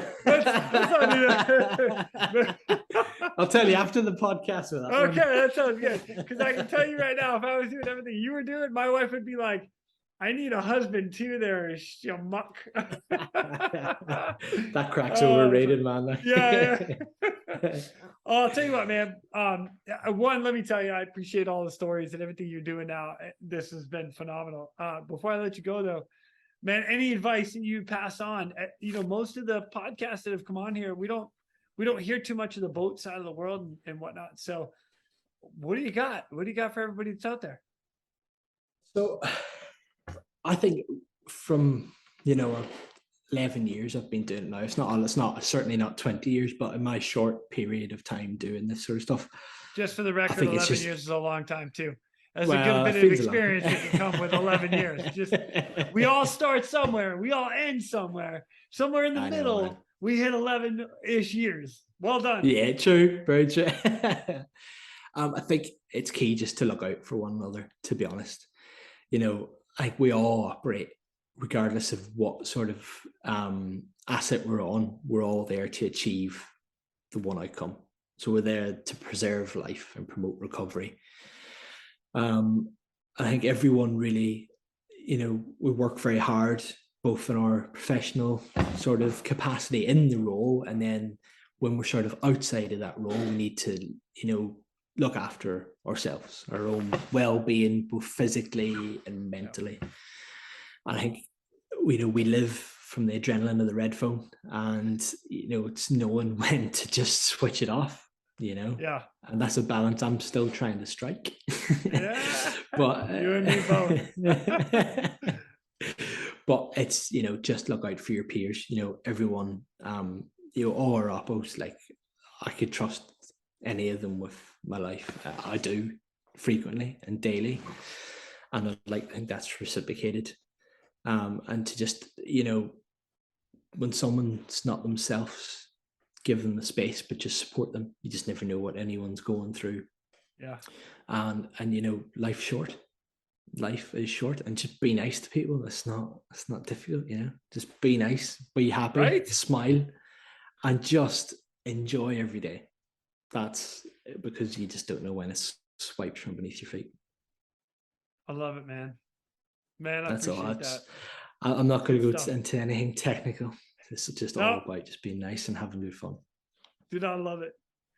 Steven, I cannot thank you enough for coming on and just the stories, the advice, man. It's been amazing. So thank you so much. No, thank you. I'm calling you when I get to London, and then absolutely, man. We'll get you down. We'll get you out in the boat. I might have to actually like coordinate my trip around your time off and you being there, just so we can go have some fun. I'll make sure that I'm off. I'll tell you that. I'll make sure. Do I need to bring a dry suit? That's all I need to know. Do I need to pack a dry suit? No, you'll be good. No? I'll dress you up as a banana. You'll be all right. I'll dress you up as a banana and stick your hair with it. Yeah, don't worry. I'll get you I'll get you the gear and everything. I'll even give you a t-shirt. Oh snap! I'll give you one too. That'll work out. It'll work out together. Awesome. Well, when I see you there, man, we'll dive in. We'll have some fun. All right. Mega, absolutely mega. Sweet. I look forward to it, man. I really look forward to it. Me too. All right, brother. Well, I'll catch you later. And with that, ladies and gentlemen, we are out of here. Go. Thank you for tuning in. We hope you enjoyed this episode of the Real ResQ podcast. Please take a minute to like, subscribe, and hit that share button. I'm pulling chocks and taking off. But before I go, if anyone out there has a rescue story they would be willing to share, I would be humbled and honored to have you on as a guest. Or if you have any questions about rescue or anything else we talk about here, send an email to jason@therealresq.com. That's Jason at TheRealResQ.com. You can also check us out on our web pages, therealresq.com, our Facebook page, and our Instagram page @TheRealResQ. Again, a special thank you to all of you staying on the watch today. Always remember, when that SAR alarm goes off, those in distress are praying for a miracle. They are going to get you. Until next time, fly safe and swim hard.